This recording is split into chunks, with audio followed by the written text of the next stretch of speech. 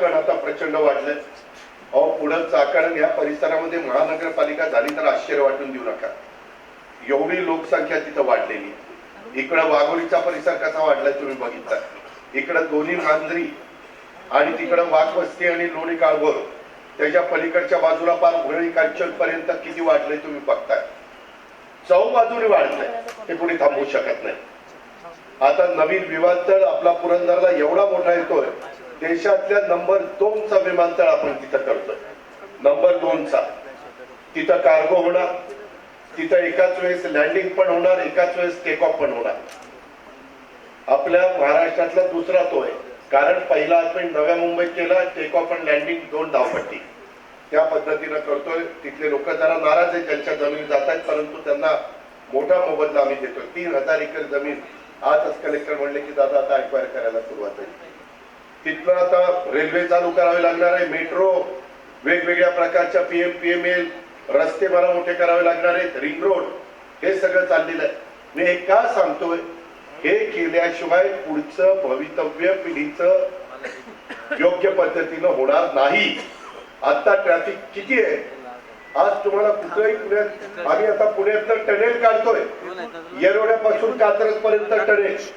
आता एक स्वारगेट पासून कात्रजला मेट्रोचा टनेलचं काम चाललंय. जग फार पुढे गेलंय. नदीच्या खालनं टनेल आम्ही काढतो, ते शक्य झालेलं आहे. तुम्हाला काय साईजचं टनेल पाहिजे, मशीनची किंमत काही 100 कोटी रुपये असते, आणि एकदा खाली ते टाकलं की तो टनेल बरोबर ते काम सुरू करताय. एवढी टेक्नॉलॉजी पुढे गेलेली आहे. एआयचा वापर केला जातोय. आज आपल्याला एआयचा वापर केला. आता ड्रोनचा उल्लेख केला ना, त्याच्यामध्ये ड्रोन मध्ये देखील तुम्ही रिमोटवर ते ड्रोन किती उंचीवर गेलं पाहिजे, किती खाली गेलं पाहिजे, कसं औषध मारलं पाहिजे, कसा फवारा मारला पाहिजे ते कळतंय. याच्या आधी त्या पाठीवर ते पंप ठेवू आपला शेतकरी फार बेजार झाला. शेतमजूर तर जर पूर्वीच रोगोर का कुठलं तरी औषध होतं, सर ते औषधाचा चुकून हाताला लागलं, तंबाखू मळली तर ती गोळच जायचा.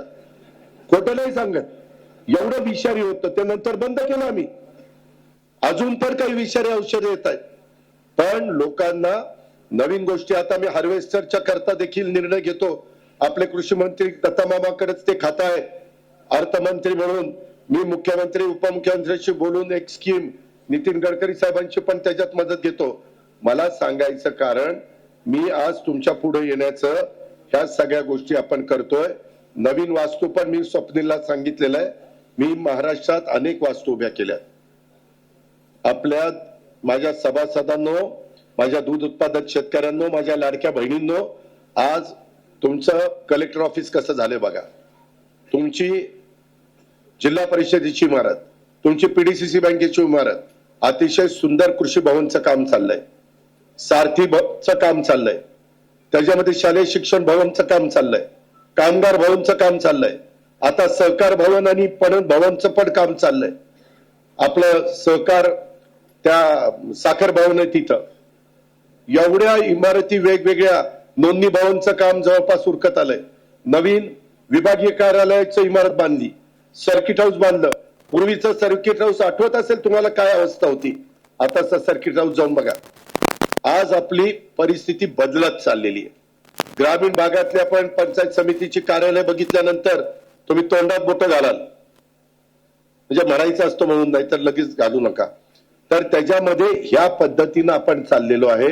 आज पुण्याचं सीपी कार्यालयाची इतकी सुंदर वास्तू 200 कोटीची हातात घेतली. पिंपरी चिंचवडची 200 कोटीची हातात घेतली. पिंपरी चिंचवडचं प्रशासकीय इमारत एवढी सुंदर केलेली आहे की लोकांनी बघितल्यानंतर पण आश्चर्य, लोकांनाही चांगली वाटली पाहिजे आणि आज काम करणाऱ्याला पण समाधान मिळालं पाहिजे.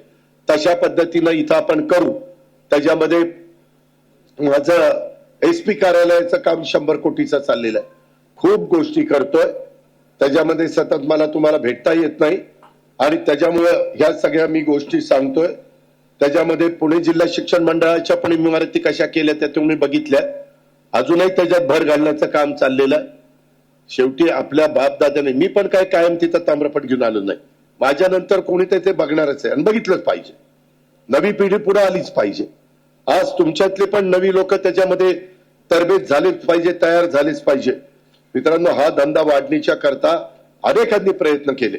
त्याच्यामध्ये डॉक्टर वर्गीस कुरियन यांची दूरची दृष्टी होती. अमूल कुठे गेलं, देश पातळीवर पोहोचलं. आपल्या पुण्यात पण अमूल त्या ठिकाणी आहे. आज एक चांगलं आहे, मी स्वप्नील आणि त्यांच्या सगळ्या संचालक बोर्डाचे अभिनंदन करीन. आपल्या इथं कात्रज दूध संघाचं, त्याच्यामध्ये पुणे जिल्हा दूध संघाचं जे प्रॉडक्ट आहेत ते आज सगळेजण, मी जातो ना जिल्ह्यात, लोक म्हणतात राव काय चांगले तुमचे दूध संघाचे पेढे आहेत, काय चांगली मिठाई आहे. म्हणजे खरोखरीच कौतुक केलं पाहिजे. आता मी शुगर फ्री एक मिठाई मागवली होती, आता स्वप्नील बोलत असताना सांगत होता, मी खाऊन बघितली, अतिशय उत्तम पद्धतीची. आज त्या काय हेला आपण नाही रे, ते मिक्सिंग जोरात चाललेले ते पनीर तर लय बोगस. तुम्ही इकडचं पनीर घ्या एकदम चांगलं, पण तुम्ही पण चांगलं द्या, नाहीतर मी सांगायचो जे आयला काहीतरी माझ्या मागे लचाण लागायचं. आमच्या शेतकरी कोरं दूध घालतात. मगाशी माझ्या शेतकरी बांधवांनी सांगितलेलं, माझ्या शेतकरी संघटनेच्या मित्रांनी सांगितलं की दादा आम्ही हे सगळं करतोय, परंतु तिथं नंतर गडबड होती असं प्रभाकर बांगरांनी मला तिथं सांगितलं. मित्रांनो, शेवटी कुणी ना कुणी कच्ची बच्ची हे दूध पितायत. ह्याच्यात तीन चार डिपार्टमेंटचा संबंध येतो. फूड अँड ड्रग, त्याच्यानंतर पशुसंवर्धन, त्याच्यानंतर दुग्ध विकास, असे 3 डिपार्टमेंट. कारण काय झालंय, जरा मंत्री जास्त झाल्यामुळं डिपार्टमेंट अशी तोडली गेली. म्हणजे एकच जलसंपदा विभाग, काही भाग दिलाय गिरीश महाजन साहेबांना, काही भाग दिलाय राधाकृष्ण विखे पाटलांना. तसं ह्याच्यात पण मला वाटतं पंकजाताई मुंडे यांच्याकडे काही डिपार्टमेंट आहे, अतुल सावेकर काही डिपार्टमेंट आहे, काही डिपार्टमेंट आपला आदिवासी नेता नरहरी झिरवाळकडे, आणि काही डिपार्टमेंट मुख्यमंत्र्यांकडे, पोलीस. कारण पोलीस पण पाहिजेच ना, चुकीचं होत असेल तर तिथं मदत करायला. या प्रकारे चाललेलं आहे. आता पण यांनी इथं एक, मला गोपाळराव म्हस्के म्हणले की दादा जगताप चेअरमन झाले, त्यांना मार्केट कमिटीमध्ये जागा द्यायला सांगा ना. मी आता लगेच फोन केला त्यांना. माझं काम इतकं झटपट असतं, मी वेळ लावत नाही. नाहीतर बघू, ये तिकडं ये इकडं, हेल्पाटवारीच मिळाला पाहिजे. ते होत असेल तर सांगा, नाहीतर सोडून द्या, लगेच पुढे चाला ना. आता चेअरमन मला म्हणले की मी जागा देतो, कारण त्यांचंही मी मोठं काम केलं. त्यांना 100 एकर जागा पाहिजे होते. थेऊर कारखान्याची जागा 299 कोटी ना, 299 कोटीला दिली. आता थेऊर कारखान्याला वन टाइम सेटलमेंटला पण वेगवेगळ्या बँकांना सांगून मदत करतोय. अण्णासाहेब मगरांनी, आपले शिवाजीराव घुले साहेबांनी, दत्तोबा कांचन साहेबांनी, ह्या सगळ्या आपल्या वडीलधाऱ्यांनी उभं केलेलं ते वैभव, ते इथं आता मगरपट्ट्यात ऊस नाही राहिला, इमारती झाल्या. अहमदनगरात ऊस नाही राहिला, इमारती झाल्या. त्याच्यामुळे ते पुन्हा चालू करायला पाहिजे. सगळ्यांची इच्छा होती, आता ते चालू होईल. पुढच्या गोष्टी त्यांना करायला सांगितलेल्या आहेत. आणि आपल्याला पण 100 एकर जागा तुमच्या माझ्या शेतकऱ्यांना, आता ही पूर्वीची मंडई कमी पडायची म्हणून गुलटेकडीला आलो, गुलटेकडी कमी पडायला लागले म्हणून आता ही 100 एकर जागा घेतली. अशा प्रकारे आपण दूरची दृष्टी ठेवून त्या ठिकाणी निर्णय घेतोय. मगाशी स्वाभिमानी शेतकरी संघटनेने जे काही पत्र दिलेलं आहे आपल्या भेसळीच्या बद्दल, मी मधल्या काळामध्ये मागच्या टर्मला जे भेसळ करतील त्यांना फाशीची शिक्षा द्या असं आम्ही बिल पास केलं. ते बिल पास झाल्यावर गेलं तिकडं दिल्लीला, परंतु राष्ट्रपती महोदयांची सही झाली नाही. त्यावेळेसच्या राष्ट्रपती महोदय म्हणले की अरे फाशीची शिक्षा एकदम भेसळीला, आणि म्हणले एखाद्याने दुसऱ्यांनीच भेसळ केली आणि तिसऱ्याच नाव घेतलं तर केवढ्यात पडायचं, ओळखणार कसं. दूध मी तयार केलं आणि नंतर मी ते दूध स्वप्नीलच्या डेअरीला दिलं, आणि तिथून आणखीन कुणी नेलं आणि मध्येच कुणी भेसळ केली तर अजित पवाराचाही संबंध नाही, स्वप्नीलचाही संबंध नाही. आणि नंतर सिद्ध झालं की ती म्हणणार कुणाकडनं घेतलं, स्वप्नीलकडनं. स्वप्नील म्हणणार माझं नाही, ते अजित पवारनी मला घातलं की अजित पवार. त्याच्याकरता ते सिद्ध कसं करायचं, दी ग्रेट दिलीपराव मोकाशी ते काय लक्षात आलं नाही, आणि त्याच्यामुळे ते थांबलं. तरी देखील माझी तुम्हाला आव्हान आहे, विनंती आहे, अजून कुठल्या पद्धतीनं आता डिसेंबरलाच 8 तारखेला अधिवेशन आहे, नवीन कायदा करू. इथं शंकर मांडेकर बसलेत, इतर आमदार लोक आपल्या ओळखीचे आहेत, आमचं महायुतीचं सरकार सत्तेवर आहे. त्यामध्ये आम्ही देवेंद्रजींना आणि एकनाथरावांना सांगितलं तर कुणी आपल्याला नाही म्हणणार नाही, कारण आपण समाजाच्या भल्याकरता करतो.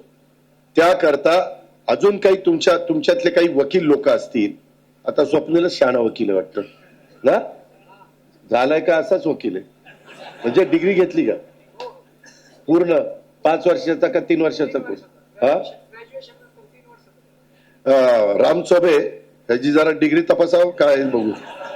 मित्रांनो, जे कोणी वकील आहेत, गमतीचा भाग जाऊ द्या, त्याच्यामध्ये त्यांनी पण मला सांगावं, पण हे केलं पाहिजे ह्या मताचा मी बांधणाऱ्यांशी सहमत आहे. आणि माझ्याही मनात ती गोष्ट आहे का, तर आपल्या कच्च्या बच्चांना कुणाला कुणाला बऱ्याच वेळेस आपण गावाकडे राहतो, पण आपली नातवंड पतवंड इथं असतात ना बाबा, कॉलेजला असतात, कुठं शिकत असतात, काय करत असतात, नातेवाईक असतात, बरेच काही असतात.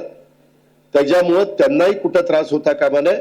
आपलं दूध निर्मळ आहे, गाईच्या म्हशीच्या सडातनं काढलेलं दूध आमचं कात्रज दूध संघाचं आहे किंवा पुणे जिल्हा दूध संघाचं आहे, असं जर त्या ठिकाणी आपण सिद्ध करू शकलो आणि विश्वास सिद्ध तर करतोच, परंतु जनतेचा विश्वास त्याच्यावर बसला तर मग आपल्याला प्रचंड मोठी बाजारपेठ आहे. आणि मग आपण 190 वर आलोय. आणि दुसरी गोष्ट माझी हात जोडून तुम्हाला विनंती आहे, आपल्या जिल्ह्यातले दूध संघ किंवा जिल्हा बँक आम्ही सगळा, मी कडक आहे, कडक वागतोय म्हणून आजपर्यंत चाललंय. मी वाईटपणा स्वीकारतो तुमच्या करता, माझं स्वतःचं काय, मी पण आता 65च्या पर्यंत पोहोचलेलो आहे, पुढे गेलेलो आहे. त्याच्यामुळं आपल्या संस्था चांगल्या चालल्या पाहिजे, आपल्या बाप दादांनी ह्या लावलेल्या आहेत. तुम्ही काय करता, आता माझ्या नंतर मीटिंग सुरू झाली ना, 1 मंजूर, 2 मंजूर, 3 मंजूर, 4 मंजूर, 5 मंजूर, बोनस किती देणार आहे बोला. आणि मग बोनसला तुम्ही अडता, मग 1 रुपया नाही, 2 पाहिजे, मग ह्यांच्यावर येतं प्रेशर, मग ही 2 म्हणतात, 2 म्हटलं की तो होतो तोटा.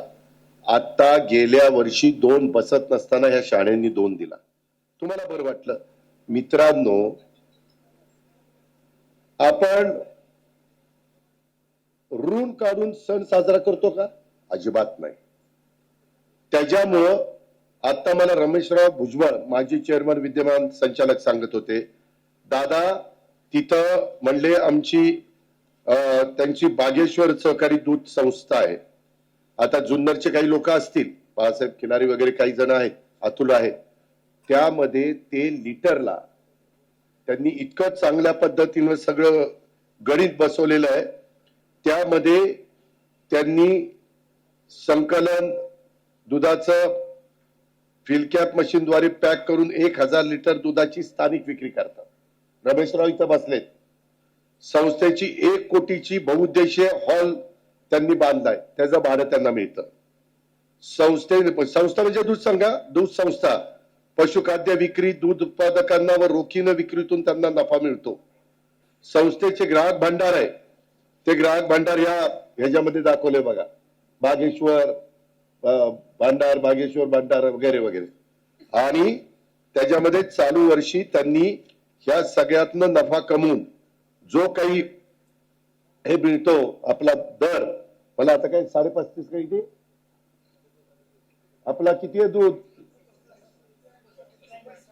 35.5 रुपये, तर त्यांनी 3 रुपये त्याला रिबीट दिलाय, म्हणजे बोनस. आम्ही त्यांना रिबीट म्हणतो. 3 किती दिला, 3.5 रुपये बोनस दिला. कशामुळं, हे चालू वर्षी प्रति लिटर गवळ्यांना म्हणजे दूध उत्पादक शेतकऱ्यांना 3.5 रुपये बोनस त्यांनी वाटप एकत्रितपणे 23 लाख रुपये तिथल्या शेतकऱ्यांना दिले.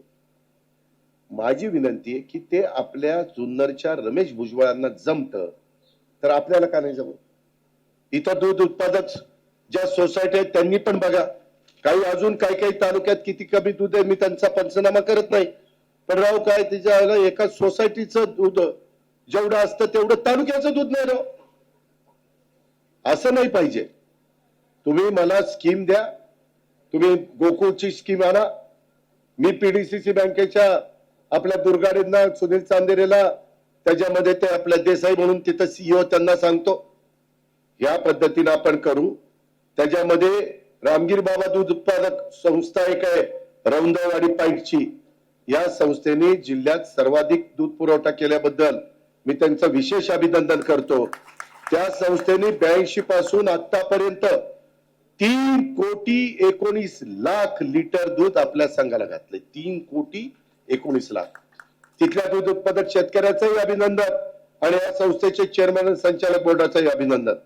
गतवर्षी त्यांनी 16,32,000 लिटर दूध पुरवठा केला.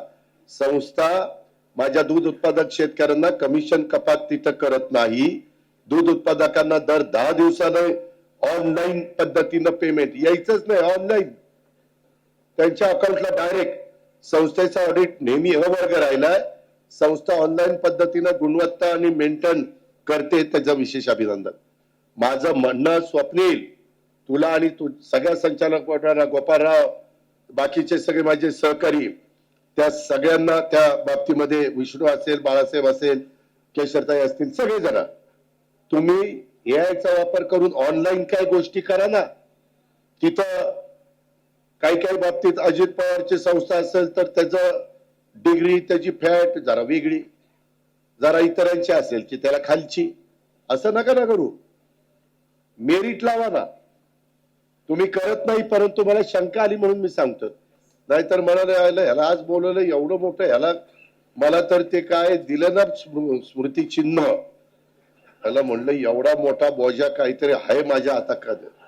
कारण ज्या संस्थेत जातो तिथं मोठा हार आणि भला मोठं काहीतरी दिलं की समजावं काहीतरी गफला आहे.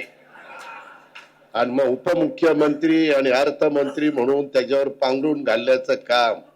कारण माणूस खुश होतो ना, एवढं मोठं दिलं. काय दिलं रे ते? मी मागणंच बघितलं.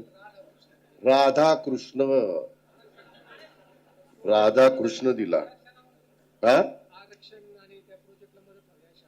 हा तेव्हा का ही म्हणून राधाकृष्ण दिलाय. आरक्षण आणि प्रोजेक्टला मदत व्हावी. ठीक आहे, गमतीचा भाग जाऊ द्या. परंतु संघ आपलाच आहे. आता मी जर तुमचं पालकत्व स्वीकारले तर मला काम करणं कर्तव्यच आहे. नुसतंच मी रवायला मी काही तिथं पालकमंत्री झालेलो नाहीये.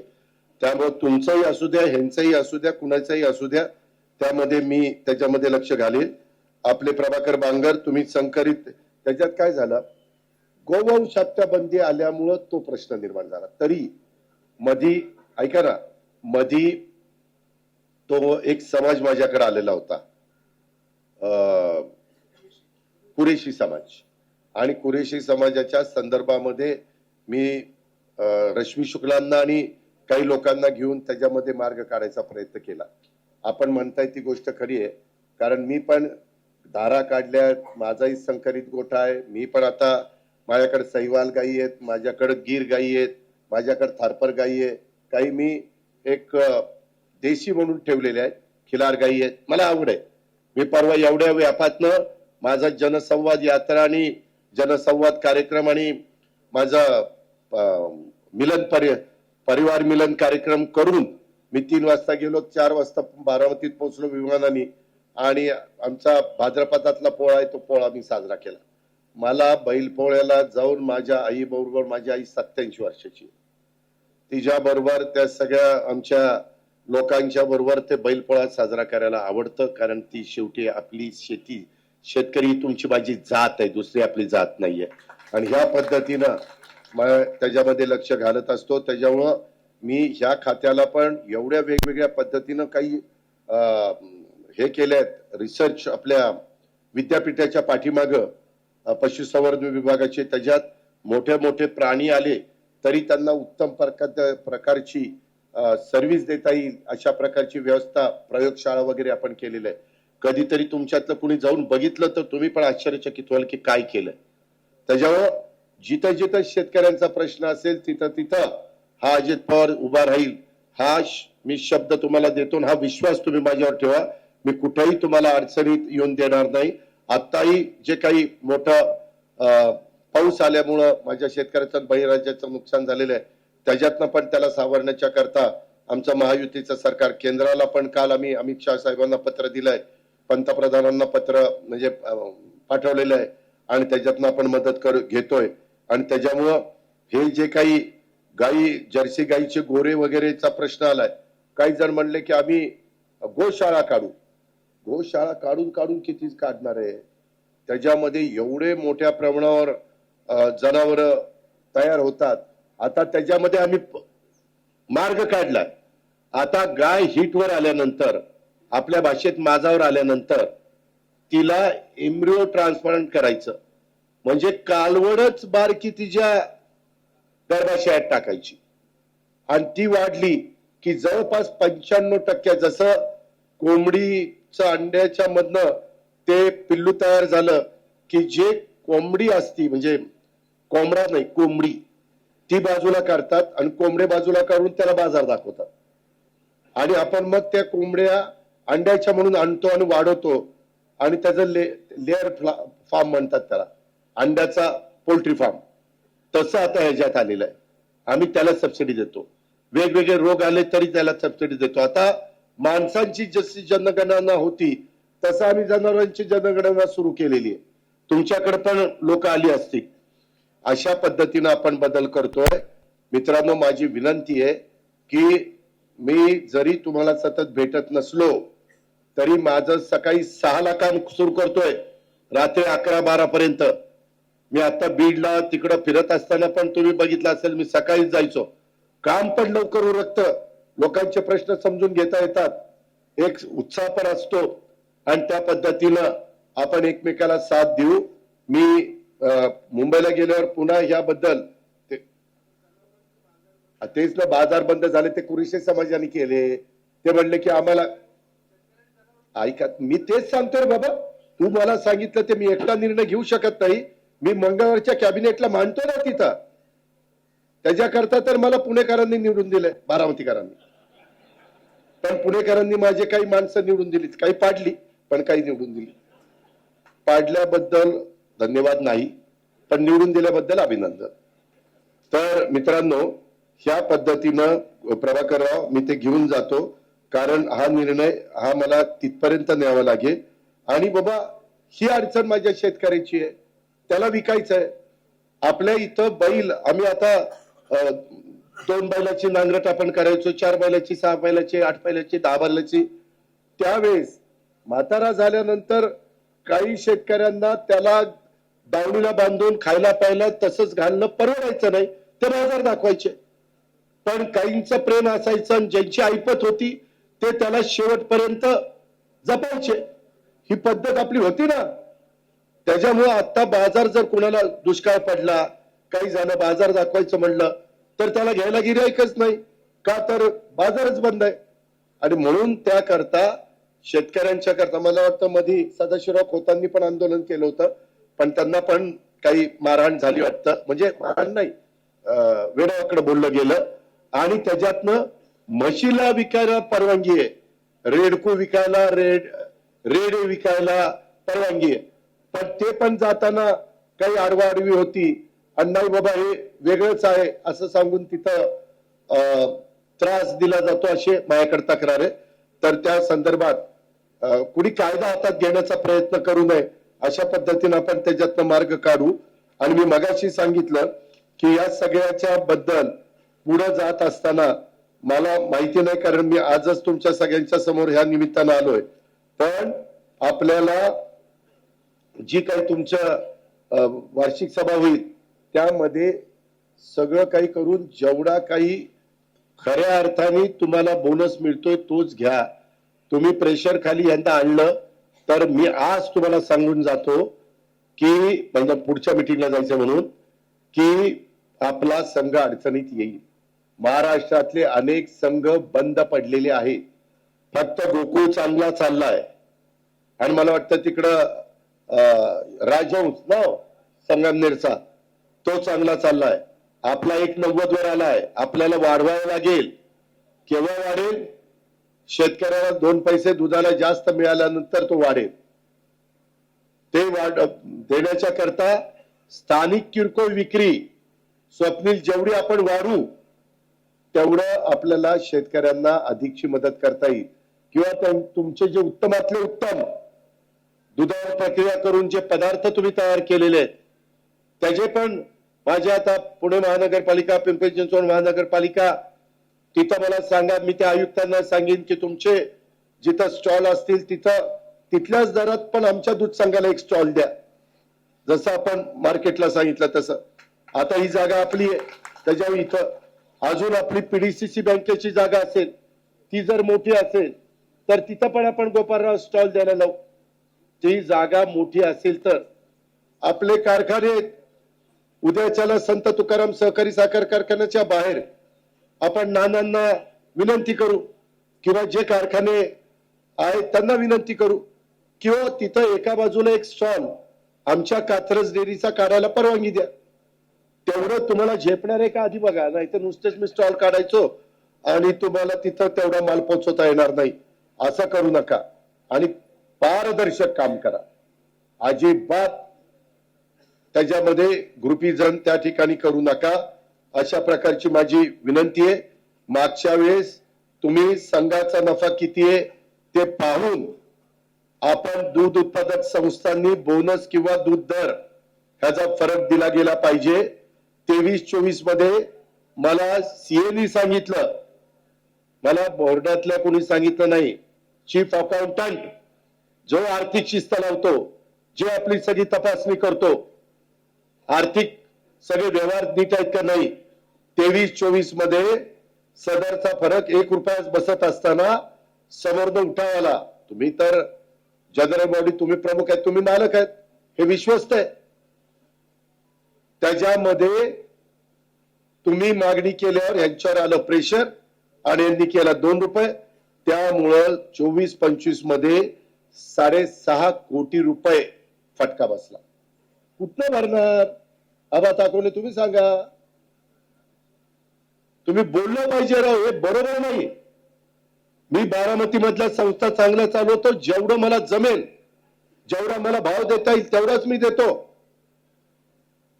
जास्तीचा भाव देऊन वेळ मारली आणि ते कर्ज जर आपल्या डोक्यावर आलं तर ते परत फेडायला जास्त व्याज भरावं लागेल आणि संघ अडचणीत येईल. त्यामुळं संघाचा नफा किती आहे हे पहा, वैधानिक लेखापरीक्षकाकडनं तपासून घ्या आणि बोनस आणि दूध फरक देण्यात त्या पद्धतीने पुढे जावा. संघाची आर्थिक परिस्थिती त्याच्यामध्ये चांगली राहण्याच्या करता ते आवश्यक आहे. तर हे वैभव टिकेल, तर ते पुढच्या पिढीच्या करता देखील आपल्याला नीटपणे चालवता येईल. अशा प्रकारची माझी तुम्हाला सगळ्यांना आग्रहाची, नम्रतेची, कळकळीची विनंती आहे. मित्रांनो, ती 1 वाजता मीटिंग आहे का 2 ला आहे? 1 वाजता मीटिंग आहे. मी आता जास्त वेळ घेत नाही. लाडक्या बहिणींना पण नमस्कार, लाडक्या भावांना पण नमस्कार. धन्यवाद. जय हिंद, जय महाराष्ट्र, जय सहकार, जय दूध संघ. एबीपी माझा, उघडा डोळे बघा नीट.